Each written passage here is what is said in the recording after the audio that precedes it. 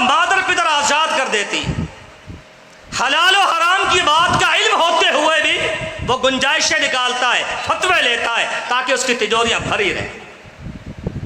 سابقہ امتوں کو ہلاک کیا، فرمایا تمہارے ساتھ بھی ایسا ہوگا، اگر تم نے اس سے دامن نہ بچایا تم حلال و حرام سے بے نیاز ہو جاؤ۔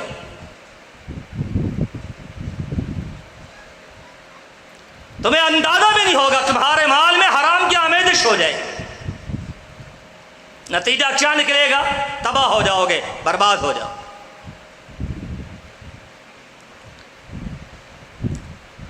فرمایا اتقوا الشح، حرص و لالچ سے بچنا۔ اس نے سابقہ امتوں کو ہلاک کیا۔ ایک تیسرے انداز سے نبی علیہ السلام نے وضاحت فرمائی، وہ کیا ہے؟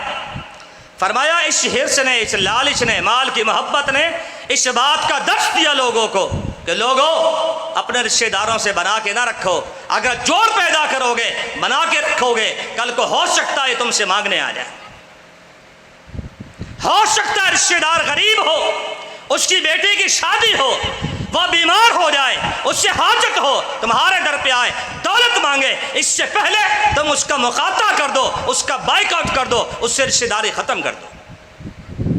آج بھی معاشرے میں لوگ کہتے ہیں خون سفید ہو گیا ہے، خون آج بھی کالا یا لال ہے، سفید نہیں ہوتا، مگر عملی زندگی میں کہا جاتا ہے خون سفید ہو گیا۔ وجہ کیا ہے؟ رشتہ داریاں ٹوٹ رہی ہیں، رشتہ دار سے نالا ہے، چہرہ دیکھنا نہیں چاہتے، ہاتھ ملانا نہیں چاہتے۔ وجہ کیا؟ ایک باپ کی اولاد ہے، ایک طرف بیٹا ہے ایک طرف بیٹی ہے، رشتہ کرنا چاہتے ہیں، یہ بیٹے کے لیے پریشان ہے، وہ بیٹی کے لیے پریشان ہے۔ لوگ مشورہ دیتے ہیں آپ کی بھانجی تو بڑی اچھی ہے، آپ اس کو اپنی بہو کیوں نہیں بنا لیتے؟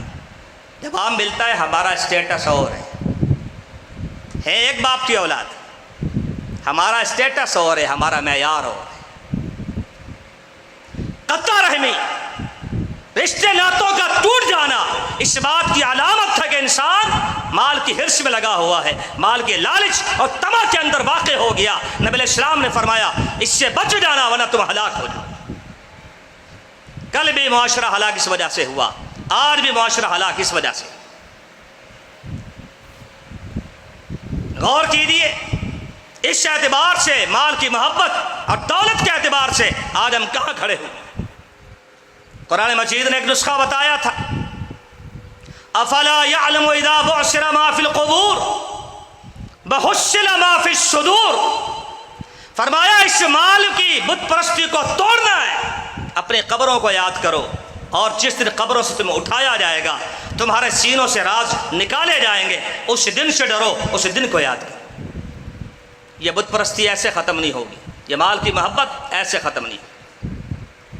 ایک صحابی نے اللہ کے نبی صلی اللہ علیہ وسلم سے سوال کیا، اس نے کہا مال یکرہ الموت، اللہ کے حبیب بتائیے میں موت سے نفرت کرتا ہوں، میں مرنا نہیں چاہتا، میرا دل چاہتا ہے میں زندہ رہوں زندہ رہوں زندہ رہوں۔ وجہ کیا ہے؟ آپ نے فرمایا لے مال کا، تیرے پاس مال ہے، دولت ہے، مال اللہ کی راہ میں خرچ کر دے، مرنا بڑا آسان ہو جائے گا، قربانی آسان ہو جائے۔ میرے دوستو، یہ مال کی محبت، یہ دولت کی محبت، یہ حرص، یہ لالچ و طمع جس کو شوہا کہا گیا، اس سے بچنا ضروری ہے، ورنہ نبی علیہ السلام نے کہہ دیا یہ ہلاک کرنے والی چیز، تمہیں تباہ کر دے گی، تمہیں برباد کر دے گی۔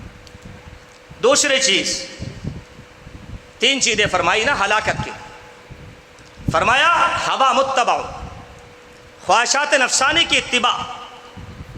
مسئلہ معلوم ہے، مناظرے کرتا ہے، علم کا سمندر ہے، کتابوں کا ڈھیر ہے، عالم دین ہے، عالم دین کا بیٹا ہے، نتیجہ مگر کیا ہے؟ سرتا پہ اپنی خواہشات کے اندر ڈوبا ہوا، عملی زندگی میں صفر۔ ایسا نہیں ہے کہ اس کو علم نہیں ہے، اس کو کسی نے سمجھایا نہیں، اس کو کسی نے بتایا نہیں، کتاب کھول کے دکھائی نہیں، حدیث کسی نے سنائی نہیں، نہیں اس کو سارے مسئلے معلوم ہیں، مگر عملی زندگی میں کوتاہی ہے۔ وجہ کیا ہے؟ وجہ خواہشات نفسانی، میرا دل نہیں مانتا، میرا دل یہ کہتا ہے میرا دل یہ کہتا ہے، میری تمنا یہ کہتی ہے، میری آرزو یہ کہتی ہے۔ کتنے لوگ ہیں دین کے ذمہ دار ہیں، دین کے ٹھیکیدار ہیں، دینی اداروں سے وابستہ ہیں، معاونین ہیں، اہل شربت ہیں، اور نہ جانے کیا کیا ذمہ داریاں ہیں۔ گھر کا حال دیکھو، خوشی میں جا کر دیکھو انسان شرما جاتا ہے، غمی میں جا کر دیکھو انسان کی نگاہ شرم سے جھک جاتی ہے۔ وجہ کیا ہے؟ بے علمی ہے، تمہیں سمجھانے کوئی نہیں آیا، تمہیں بتانے کوئی نہیں آیا، نہیں، تمہاری خواہشات ہیں، تمہیں بدعملی کی طرف لے کر جاتی ہیں، تمہیں اکساتی ہیں۔ خوشی کا موقع ہے، آج تم آزاد ہو جاؤ، آج غمی کا موقع ہے، تم آزاد ہو جاؤ۔ ہم اسلام چاہتے ہیں، کس کے لیے؟ میں آپ کے لیے اسلام چاہتا ہوں، آپ میرے لیے چاہتے ہیں۔ ہم چاہتے ہیں یہ ایماندار ہو، وہ چاہتا ہے میں ایماندار بنوں۔ ہم اپنے وجود کے لیے اسلام کو برداشت نہیں کرتے۔ ہم اسلام کا لیبل لگا کر مادر پدر آزاد رہنا چاہتے ہیں۔ وجہ بے علمی نہیں ہے، میں پھر کہہ دوں، وجہ یہ نہیں ہے کہ ہمارے ہاں جمعہ نہیں ہوتا، ہمارے ہاں علماء نہیں پائے جاتے، ہمارے ہاں کتابیں نہیں، ہمارا گھر جنگل میں ہے، ہمارے ہاں کانفرنس نہیں ہوتی، یہ کوئی وجہ نہیں۔ وجہ ایک ہی ہے، خواہشات نفسانی۔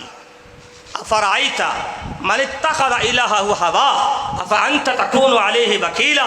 قرآن مجید میں اللہ نے کہا، یہ تو حضرت کا درس ہے، یہ تو میرا بیان ہے، یہ میرے مشائخ کا بیان ہے، اس کی تو حیثیت کوئی نہیں۔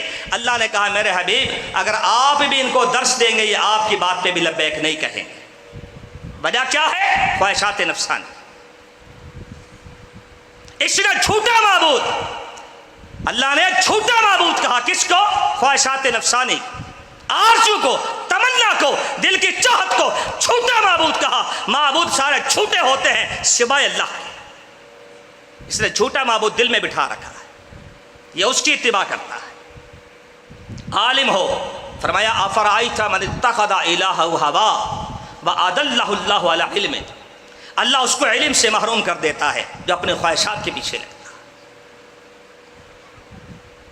نبی کریم صلی اللہ علیہ وسلم نے کہا میری امت کے اندر ایسے لوگ پیدا ہوں گے جن کے اندر خواہشات نفسانی کی اتباع اس انداز سے سرایت کر جائے گی جیسے پاگل کتا کسی کو کاٹ لے تو اس کے کاٹنے کی وجہ سے انگ انگ کے اندر، ایک ایک رگ کے اندر، ریشے ریشے کے اندر بیماری پھیل جاتی ہے۔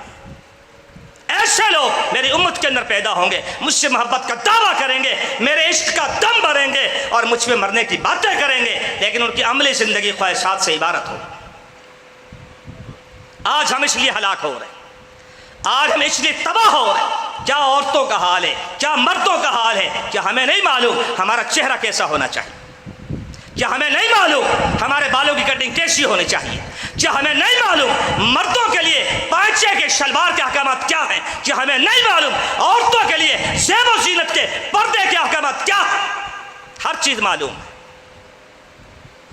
سمجھانے بیٹھو تو آپ کو آپ سے زیادہ سمجھا دیں گے، مگر عملی زندگی میں کوتاہی۔ وجہ کیا ہے؟ خواہشات نفسانی۔ یا داؤد انا جعلناک خلیفۃ فی الارض ولا تتبع الہوا فیضلک عن سبیل اللہ۔ اللہ نے اپنے پیغمبر کی مثال دی داؤد علیہ السلام کی، ہم نے آپ کو خلافت دی ہے، آپ کو نبوت دی ہے دنیا کے اندر، مگر آپ کو ہم سمجھا رہے ہیں آپ نے خواہشات کے نفسانی کی اتباع نہیں کرنی، فیضلک عن سبیل اللہ، ورنہ آپ بھی اللہ کے رستے سے باہر ہو جائیں۔ پیغمبر کی مثال۔ اور میرے نبی کی شان کیا ہے؟ وما ينطق عن الهوى ان هو الا وحی یوحی، وہ اپنے خواہشات سے بات بھی نہیں کرتے۔ پیغمبر کا حال یہ ہے اور امتی کا حال یہ ہے، اس کی خواہشات ختم ہونے کا نام نہیں لیتی۔ پھر بتائیے کامیابی کیسے ملے گی؟ اس لیے فرمایا ثلاث مہلکات، تین چیزیں بندے کو ہلاک کر دیں گی، بندہ برباد ہو جاتا ہے۔ تیسری اور آخری بات جو انسان کو ہلاک کرتی ہے، تباہ کرتی ہے، فرمایا نبی علیہ السلام نے اعجاب المرء بنفسہ، انسان کا اپنے بارے میں خود پسندی کا شکار ہو جانا، میں کرنا۔ فرعون نے کہا تھا انا میں ربکم الاعلی، یہ فرعون کی صفت تھی۔ ابلیس نے کہا تھا انا میں خیر منہ، آدم سے بہتر۔ یہ میں کرنا، اپنے بارے میں خود پسندی کا شکار ہو جانا، اپنی واہ واہ چاہنا، اپنی شہرت کا دل دادا ہونا، یہ ابلیسیت ہے، فرعونیت ہے۔ فرمایا انسان کو تباہ کر کے رکھ دیتے۔ آپ اس کا جائزہ لے سکتے۔ یہ جو میں کرتے ہیں اس کو کہا جاتا ہے کبر باطن۔ یہ باطنی تکبر ہے۔ تکبر ظاہر ہو تو بھی حرام ہے، تکبر باطن ہو تو بھی حرام ہے۔ المتکبر صرف میرے رب کی صفت ہے، یہ تکبر ہے۔ قارون نے کہا تھا انما اوتیتہ علی علم عندی، اور میرا مال و متاع، میری دولت یہ نہ سمجھنا کسی اور نے مجھے عطا کی ہے، میرے علم کے مقام کو دیکھتے ہوئے مجھے یہ دولت عطا کی گئی۔ اس سے اپنے علم کے اوپر گھمنڈ آ گیا تھا، تکبر آ گیا تھا۔ سورہ کہف آپ پڑھتے ہیں جمعے کے دن، کہنے والے نے کہا وما اظن الساعۃ قائمہ، یہ بھی آنا پرست تھا، یہ بھی میں کرتا تھا، اس کے دل کے اندر بھی تکبر تھا۔ اس نے کہا میں نہیں سمجھتا قیامت آئے گی۔ وَلَئِن رُدِدتُّ إِلَىٰ رَبِّي لَأَجِدَنَّ خَيْرًا مِّنْهَا مُنْقَلَبًا، اور سنو اگر میں مر کے چلا بھی گیا اس سے بہتر باغ اور جنات مجھے ملنے والے ہیں، کیونکہ میں اس قابل ہوں۔ یہ تکبر ہے۔ اپنے بارے میں خود پسندی کا شکار ہو جانا میرے دوستو کیا ہے؟ تکبر ہے۔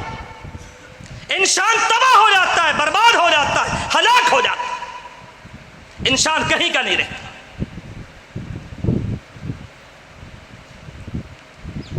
غور کیجیے، آج ہمارے اندر علم کی بنیاد پہ، دولت کی بنیاد پہ، خاندان کی بنیاد پہ، رنگ و نسل کی بنیاد پہ، اداروں اور جماعتوں کی بنیاد پر یہ ساری چیزیں جس کو اسلام نے کبر کہا ہے، جس کو عجب کہا ہے، وہ ہمارے اندر سرایت کر چکی۔ آج بہت سارے لوگ ہیں، آپ ان سے کہیں جی جلسہ ہو رہا ہے، چلے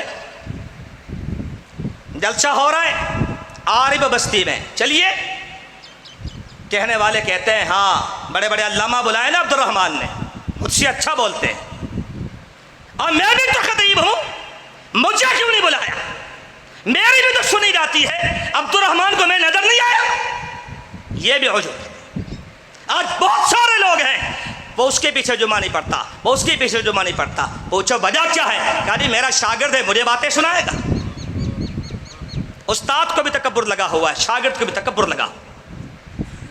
یہ ہے میں میرے نبی نے کہا اعجاب المرء بنفسہ، انسان اپنی میں کی وجہ سے ہلاک ہو جاتا، تباہ ہو جاتا، علم سے محروم ہو جاتا۔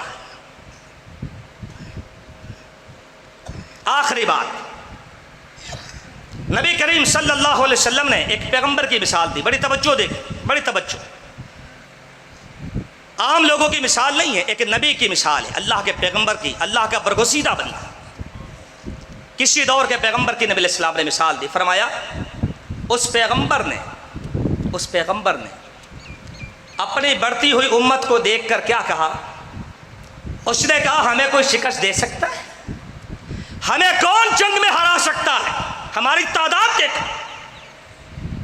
اللہ کو یہ جملہ ناگوار گزرا، پیغمبر کی زبان سے نکلا ہوا جملہ۔ اس نے کہا میرے ماننے والے زیادہ، ہمیں شکست نہیں ہو سکتی، ہم میدان میں جہاں بھی اتریں گے کامیاب لوٹیں گے۔ اللہ کو یہ بات ناگوار گزری۔ اللہ نے اس پیغمبر کو 3 پیغام بھیجے۔